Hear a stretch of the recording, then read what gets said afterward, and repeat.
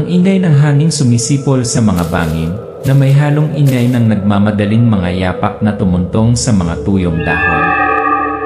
May mga lupain na mas gugustuhin ng mga lokal na manahimik kaysa pag-usapan.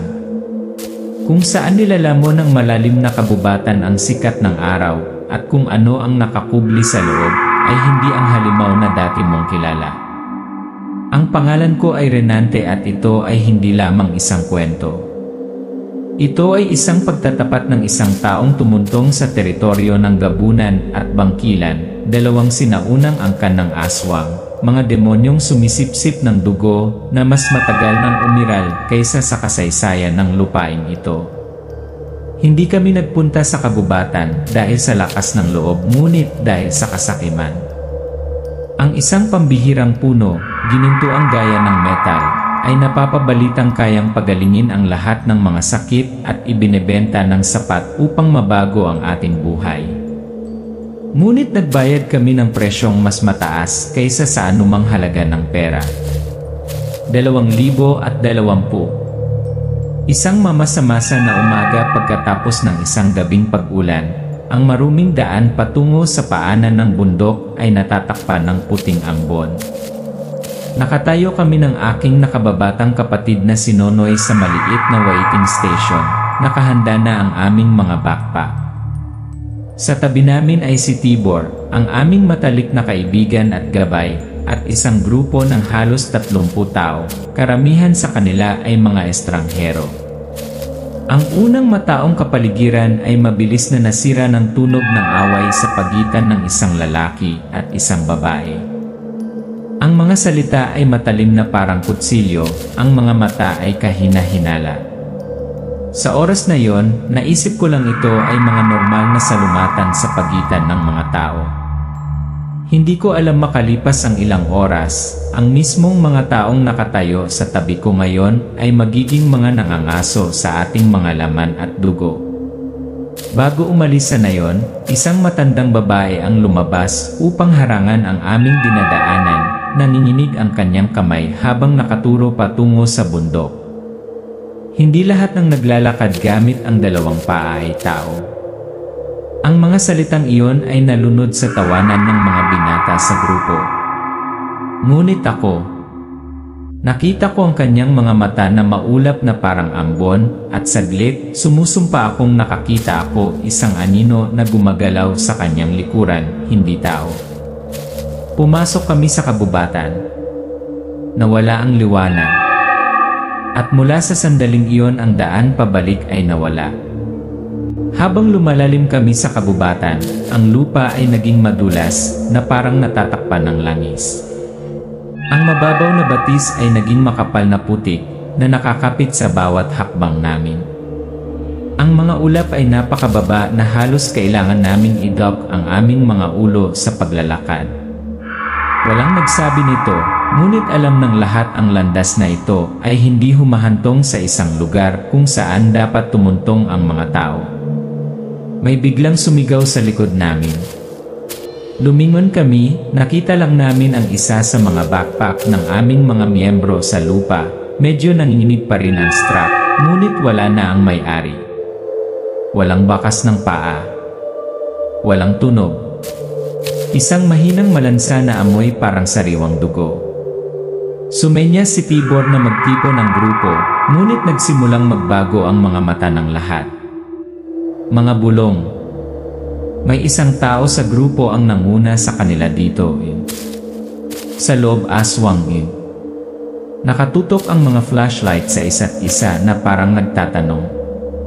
Isang blonde na babae ang nagsabing nakita niya ang isa sa grupo na nakikipag-usap sa sarili noong madaling araw sa gilid ng kampo. Natawa naman ang pinuna at ihilang daw. Ngunit nakita ko kadiliman sa kanilang mga mata. Hindi na sila mga kasama, kundi mga taong nag-iisip kung sino ang unang aatake. Nang gabing iyon, biglang umihip ang hangin. Napatay ang campfire sa pamamagitan ng malakas na bugso ng hangin. Sa madilim na kadiliman, narinig ko ang mga yabag ng paa na tumatakbo at ang tunog ng pagkapunit ng tela. Isang sigaw, "Nonoy!" Nagmamadali akong lumabas, ngunit ang tanging nakikita ko ay ang anino ng isang matangkad na nilalang na may hindi pangkaraniwang mahahabang binti, na humihila ng isang tao sa malalim na kagubatan. Hinawakan ni Tibor ang balikat ko, "Huwag. Kung hahabulin mo ako ngayon, mamamatay tayong dalawa." Itinulak ko ang kamay niya, nag-aapoy ang mga mata ko, "Kapatid ko yan."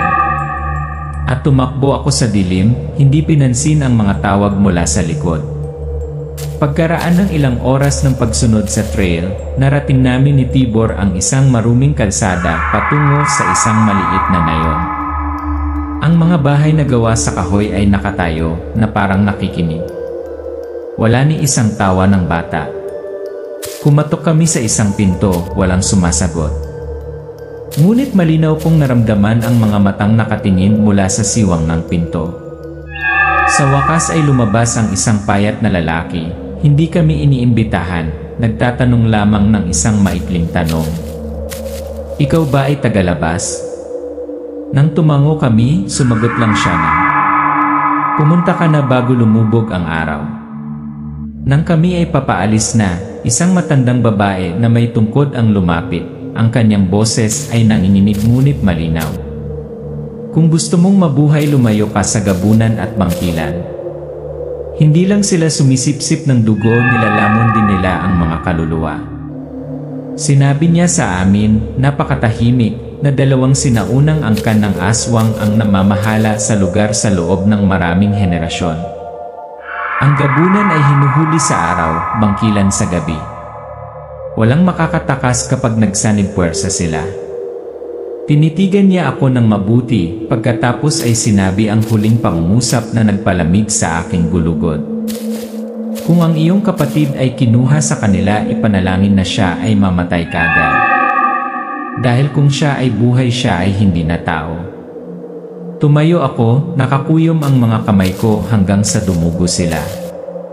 Alam ko, hindi na ako makakabalik, hindi noong nasa isang lugar pa si Nonoy sa kagubatan na ito. At kung totoo ang sinabi niya, kung gayon ang taong kaharap ko ay hindi lang isang halimaw kundi isang buong pamilya ng impyerno. Hindi namin namalayan na napapalibutan na kami. Mula sa kadiliman, gumapang palabas at pinalibutan kami ng matatangkad at manipis na mga figura na may hindi pangkaraniwang mahahabang braso. Naghalo ang amoy ng dugo at basang lupa. Isang malamig na kamay na parang bangkay ang humawak sa balikat ko. Ang lahat pagkatapos ay nahulog sa kadiliman. Nang magising ako, natagpuan ko ang aking sarili at ang ilang nakaligtas na nakakulong sa isang lumang bahay na gawa sa kahoy na may batik-batik na mga dingding at isang malakas na amoy ng amoy. Ang mga bintana ay sarado na may makakapal na kahoy na tabla. Sa sulok ng kwarto, may nakaupong dalaga, natatakpan ng mahabang buhok ang isang gilid ng mukha, kalmado at malamig ang mga mata. "Ako si May," mahina ang boses niya, halos pabulong, "kayo hindi dapat pumunta rito." Dinalhan kami ni May ng tubig. Walang nangahas na inumin ito. Tumingin ako ng diretsyo sa mga mata niya. "Nasaan ang kapatid ko?" Hindi siya nakasagot kaagad, sinabi lang niya, "Kung buhay pa siya, hindi na siya ang batang kilala mo." Parang kutsilyo ang mga salitang iyon. Pero saktong sasabak na ako, ipinatong ni May ang kamay niya sa balikat ko. Pinisil ito ng marahan, ang mga mata niya na parang nagsasabing tumahimik ka. Sa pagkakataong iyon, nakarinig ako ng mabibigat na yabag mula sa labas. Tumalikod siya, nagbago ang kanyang boses. "Umupo ka. Huwag mong baguhin ang isip ko." Flashback. Isang 8 taong gulang na batang babae, mayo bilang isang bata, ang tumabi sa kanyang ina, isang magandang babae na may berdeng mga mata at mga pangil na kumikislap habang kumagat siya sa liig ng isang nakatali na lalaki. Nanginig si May, ngunit mahigpit na hinawakan ng kanyang ina ang kanyang balikat. "Ikaw ang dugo ng bangkilan. Balang araw papalitan mo ako." Sa kasalukuyan, ang mga mata ni May ay puno ng salungatan. Siya ay kapwa-anak ng pinuno ng aswang at isang taong nagnanais na umalis sa pagdanak ng dugo na kanyang sinilangan. Kinabukasan, narinig ko ang usapan sa labas. Malalim ang boses ng lalaki. Ang gintong puno ay halos hinog na. Ang seremonya ng muling pagkabuhay ay matatapos kapag ang buwan ng dugo ay sumikat. Ang mga taong ito ang magiging sakripisyo. Tumibok ang puso ko. Ito pala ang gintong puno ay hindi ibinebenta o gamot. Ito ang naging buhay ng isang sinaunang ritual, ang gisingin ang sinaunang aswang. At kami ang dugong nagbukas ng daan. Nanghahanap na sana ako ng paraan para makatakas, lumitaw si May, nanlamig ang kanyang mga mata. Don't be stupid. Dadalhin kita sa kapatid mo pero kailangan mong gawin ang sinasabi ko.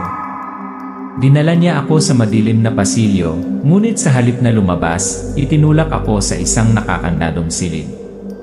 Padabog na sinara ang pinto, tunog ng kahoy na bolt na nakakandado. Sinuntok ko ang pinto, nagmura. Makalipas ang ilang minuto, bumukas ang pinto. Noon ay Mayo. Pawisan ng mukha niya, duguan ang mga kamay. Go! Nakapatay lang ako ng 2 guard. This is my only chance. Sa aming paglalakbay, kailangan naming gumapang sa malamig na silid na imbakan, kung saan nakasabit ang mga natuyong katawan. Hindi ko alam kung iniligtas ba talaga ako ni May o pinangungunahan lang ako sa sakripisyo. Muli siyang tumingin sa akin, ang kanyang boses ay paos. Kung tatakas tayo, wag mo na akong hanapin. Umalingaw sa kabubatan ang tunog ng mga ritual na tambol. Sa di kalayuan, nagsimulang sumikat ang pulang buwan. At alam ko na uubos na ang oras namin. Bumukas ang kahoy na pinto. Isang maitim na figura ang sumugod, isang payat na katawan na nakabalot ng itim na katad na baluti. Ang kanyang mukha ay natatakpan ng scarf. Masyadong mabilis ang kanyang mga galaw para masundan ng mata. Ilang segundo lang ay bumagsak ang 2 aswang na nagbabantay sa pinto. Umikot ng 180 degrees ang kanilang mga ulo. Tumulo ang dugo sa lupa. Lumingon siya sa amin, ang kanyang boses ay mahina ngunit matatag. Kung gusto mong mabuhay, sumunod ka sa akin. Paglabas namin ng bahay, ang buong ceremonial court ay nagliliyab sa mga sulok. Dose-dosenang mga aswang ang lumitaw mula sa lahat ng direksyon. Ang kamera ay nagpan sa pamamagitan ng pagkilos. Renante siye as she charged at her enemy, her dagger slashing at an aswang's neck. Slow motion shot ng isang mangangaso na naghagis ng spike chain, ibinalot ito sa liig ng kanyang kalaban at hinatak ito. Ang mabibilis na kawali ay nagsiwalat ng kakaibang koordinasyon. Ang mangangaso ay gumamit ng kahoy na baril na binasa ng bawang, gumamit ng kutsilyo si Renante, naghagis si Tibor ng isang garapon ng nasusunog na asin sa apoy. Mga hiyawan, amoy nasusunog, tumalsik ang dugo sa basang lupa. Isang malalim na tawa ang umalingaw-ngaw. Mula sa usok, lumabas ang ina ni May, isang nakakabigla na kagandahan, mahabang buhok na itim na parang karbon, mga mata na nagniningning na esmeralda. Renante, buhay pa ang kapatid mo. At kaya kitang bigyan ng higit pa kapangyarihan, immortalidad. Kung luluhod ka lang. Hinigpitan ni Renante ang hawak sa kutsilyo, ngunit umiwas ang kanyang mga mata.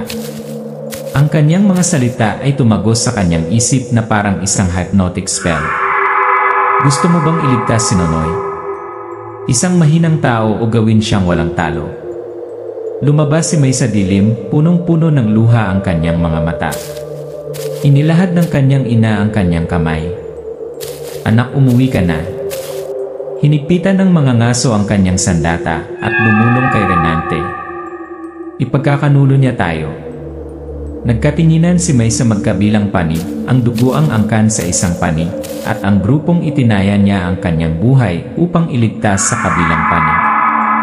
Isang maikling, humihinal na sandali. Siya lunged forward at itinutok ang kanyang sandata diretsyo sa kanyang ina. Isang sigaw ang pumunit sa hangin. Ngunit pagkatapos ay isa pang aswang ang naglaslas sa buong silid, ang dugo ni May ay nagwisik sa isang mahabang pila. Ang lahat ay nahulog sa kabuluhan. Nilinis ng mga mangangaso ang kalaban gamit ang bombang may bawang, kinaladkad ni Tibor sina Renante at Nonoy palabas. Lumingon si Renante, nakahiga si May sa gitna ng bakuran, may bahid ng dugo sa lupa. Iginalaw niya ang kanyang mga labi, ngunit walang salitang lumabas. Isang itim na usok ang tumaas mula sa kanyang katawan at pagkatapos ay nawala. Walang nakakaalam kung ito ba ay kamatayan o isang paraan lamang para makatakas. Madaling araw.